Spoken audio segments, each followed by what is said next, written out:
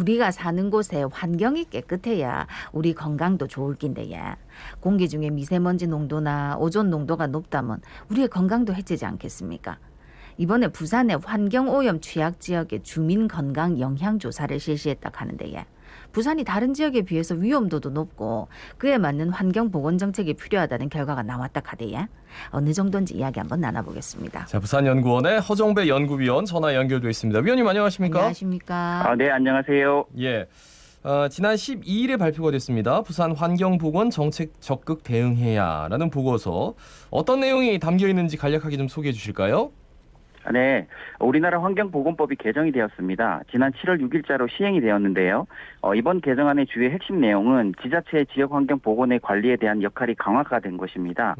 광역지자체인 전국 17개 시도에서 각 지역의 자체 환경보건 계획을 수립을 하고 기초지자체인 각 구군에서 이를 반영하여 시행하도록 하는 지자체장으로의 환경보건 관리와 감독에 대한 권한이 이양이 된 것인데요. 네. 이에 광역지자체는 관할 지역의 환경오염 노출로 인한 건강피해 우려에 대한 청원을 받은 조사나 역학조사 등의 결과에 따라 환경유해 인자의 적정관리 대책을 수립을 하고 이행을 해야 하는 상황입니다. 이러한 상황에서 환경보건 대응에 대한 부산시의 현재 상황과 앞으로의 대응 전략은 어떻게 가져가야 하는 것인지에 대한 내용을 본 보고서에서 제시하고자 했습니다. 그러니까 말씀으로 들으면 이제 법적 근거 자체가 지자체장이 이제 환경 문제에 있어서 적극적으로 대처하는 방향으로 바뀌었기 때문에 거기에 대한 논의를 쭉 썼다. 예, 네네. 이 말씀이시네요. 네네. 방금 말씀하셨다시피 보고서에서 광역지자체에서는 환경 유해인자의 적정한 관리 대책을 수립하고 이행해야 된다는 지적이 나왔다고 말씀하셨잖아요. 여기서 네네. 환경 유해인자라는 게 뭡니까? 예, 환경유해인자는 세계보건기구인 WHO 정의와 우리나라 환경보건법상의 정의가 조금은 다른데요. 네. WHO에서는 환경유해인자를 물리적, 화학적, 생물학적, 사회적, 심리적인 모든 환경 요인 중에서 인간의 건강에 위해를 일으키는 요인으로 정의를 합니다. 우리나라 환경보건법상의 정의는 환경정책기본법에서 정의하는 환경오염과 화학물질관리법에서 정의하는 유해화학물질로서 대기오염, 수질오염, 토양오염, 해양오염, 방사능오염, 소음, 진동, 악취, 일조 방해, 인공조명에 의한 빛공해 등과 유독물질, 허가물질, 제한물질 등 건강에 위해성이 있거나 그러할 우려가 있는 유해화학물질을 말하고 있습니다. 이야, 어마어마하네. WHO가 조금 더 방대하네요, 그죠? 우리나라 지금 환경법에는 어떻게 보면 좀 물리적인 오염 이런 것들을 좀 주안점으로 다뤘다면 WHO가 뭐 심리적 오염, 심리적 요인 뭐 이런 것까지 담았으니까. 네네네. 그러면 환경 유해인자가 부산 시민들의 건강을 뭐 어떻게 위협하고 있다는 겁니까? 환경유해인자의 노출은 우리 부산 시민의 건강 위해도를 높여서 건강 지표와 삶의 질을 열악하게 만드는 것인데요. 우리 부산 지역은 건강 지표가 전국 대비 열악합니다. 현재 부산은 7대 광역시 중에서 표준 인구 10만 명당 사망률이 울산과 더불어 전국 최고 수준이고 17개 시도 중에서 암으로 인한 연령 표준화 사망률이 전국 최고입니다. 그리고 이제 위암, 간암이 전국 최고고요. 심장 질환, 신경계통 질환, 순환계 질환, 뇌혈관 질환 사망률이 울산과 더불어 전국 최고 수준일 만큼 건강 지표가 열악합니다. 또한 부산 지역의 이제 기대 수명 수준이 전국 대비 최하위권으로서 삶의 질 지표가 전국 평균 대비 좀 열악한 상황인데요. 이런 결과들을 볼 때 환경 유해 인자의 노출이 부산 시민의 건강 지표와 삶의 질 지표를 전반적으로 위협하고 있다라고 이렇게 이야기할 수가 있겠습니다. 그러니까 암 그러면 좀 중증 환자인데 그런 암 환자 위암이나 간암이 전국 최고 수준이다. 뭐 이렇게 말씀하셔서 이게 그러면은 환경 유해 인자 때문이라고 할 수 있는 그 근거가 있어야 될 거잖아요, 그죠? 네네, 맞습니다. 이게 우리가 그러면은 다른 사람들이 얘기를 많이 하거든요. 이게 질병 발생에 직접적인 영향이 되는 다른 지표들도 있다. 그렇죠. 예를 들면은 흡연율이라든지 나트륨 섭취율이라든지 음주율, 비만율, 스트레스, 고혈압 경험 이런 것들이 건강에 직접적인 영향을 미치는 거잖아요. 그렇죠. 이런 평균치를 봤을 때는 부산이 그렇게 높지는 않거든요. 예, 그렇게 봤을 때 이제 유해 요인들에 의한 영향일 것이다라는 이게 이렇게 심층적인 이게 이 얘기들이 있는 거고 이것들을 이제 실태 조사는 해봐야 되는 상황입니다. 그러니까 술 담배도 많이 안 하고 짜게도 안 먹는데 왜 이렇게 이런 질병들이 많이 나오느냐 거기에 대해서 이제 고민을 해야 되는 거네요, 그죠? 그렇죠, 그렇죠. 근데 이제 그 중에 하나가 될 수도 있을 것 같은데 이 부산 같은 경우에는 산업단지 주변의 환경 오염 물질 노출 수준이 국내 평균보다 높다 하더라고요. 여기가 네네네. 어디를 말하는 거고 그 노출 수준이 어느 정도로 높은 건지 설명 부탁드리겠습니다. 우리 부산 지역의 산업단지 지역은 신평장림공단, 명지녹산공단, 사상공단 등을 우리가 얘기할 수 있는데요. 예. 환경부에서 이제 지난 2016년에 이들 지역에서 대기오염 물질 농도 수준하고 주변 지역의 주민의 인체 내 노출 수준을 이렇게 모니터링 연구를 했습니다.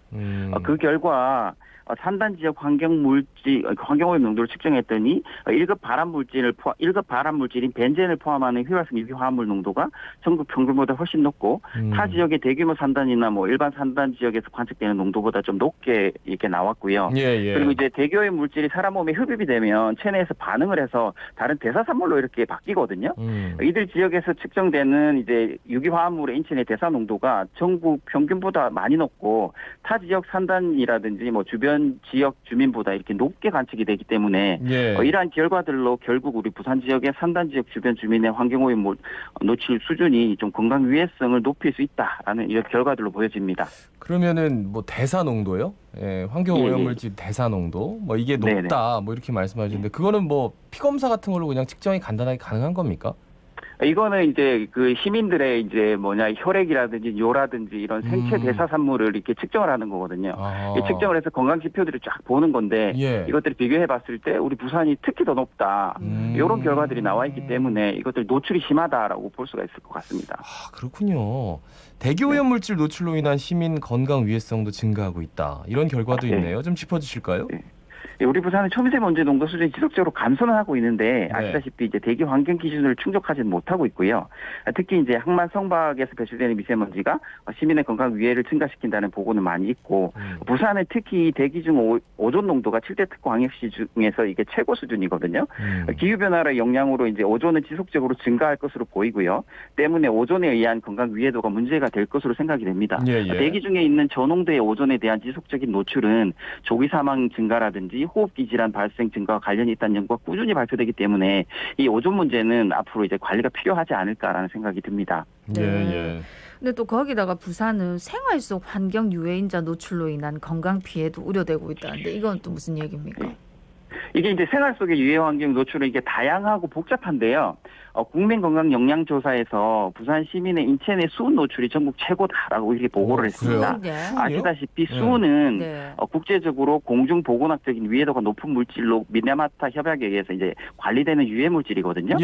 때문에 부산 시민의 체내의 수은 농도가 높다. 이거는 수은 노출에 의한 건강 피해가 있을 수 있다라는 상황이고요. 부산 지역은 타 지역에 비해서 이제 먹는 물의 수질이라든지 소음도가 높은 상황이고 이러한 영향 때문에 이제 피해 우려가 이제 있을 것이다라는 이렇게 생각을 할 수 있는 부분이고 부산만의 문제는 아니겠지만 이제 아시다시피 최악의 환경 보건 사건인 가습기 살균제라든지 뭐 이런 부분은 여전히 현재 진행형이고 이제 유해화학 물질 검출이 지속적으로 보고되고 있는 어린이 용품이라든지 실내 공기질 문제라든지 라돈 문제 등이 우리 생활 속 유해 환경 인자 노출로 이렇게 꼽을 수 있겠습니다. 그러면 어떻게 대응책을 마련해야 되는지 여쭤보고 싶네요. 대응책이 시급하게 마련이 돼야 되는데요. 우선적으로는 부산시의 중장기 환경보건 종합계획 로드맵이 수립이 시급해 보이고요. 부산시가 전담 인력에 대한 확충과 조직을 구성을 해서 체계적으로 대응을 해야 할 필요가 있습니다. 그다음에 충분한 예산을 확보해서 환경보건 문제 실태조사를 이렇게 빨리빨리 시급하게 이렇게 진행을 해야 되고요. 실태조사를 바탕으로 환경보건 대응에 대한 목표라든지 비전이라든지 추진 전략을 구체화해야 될 것 같습니다. 근데 시 차원에서는 그렇고 또 그 외에는 어떤 대책이 필요합니까? 크게 세 가지 꼭지로 제가 이렇게 꼽아봤는데요. 첫 번째는 환경유해인자 사전감시 체계를 좀 구축해 볼 필요가 있다. 이게 어떤 거냐면은 환경유해인자가 부산 시민과 생태계에 이렇게 위해성을 발휘하기 전에 사전에 이렇게 걸러주는 뭐 스마트 기술 기반이라든지 실시간 이제 감시 체계를 좀 구축하자. 그리고 이제 두 번째는 환경유해인자가 시민과 생태계에 노출이 되었을 때 그 영향을 최소화하는 환경관리, 환경보건관리 강화에 대한 방안이 좀 마련이 돼야 될 것 같고요. 끝으로 세 번째는 환경유해 노출로 인한 건강 피해가 이렇게 발생을 했다. 그러면 발생했던 문제에 대한 신속한 복구, 그거에 대한 정책적인 대응 마련이 좀 필요해 보일 것으로 생각이 됩니다. 근데 말씀 들으니까 이게 인력과 그 예산이 많이 들어가는 부분이라서 알겠습니다. 네네. 말씀 잘 들었습니다. 고맙습니다. 고맙습니다. 네, 감사합니다. 부산연구원 허종배 연구위원이었습니다.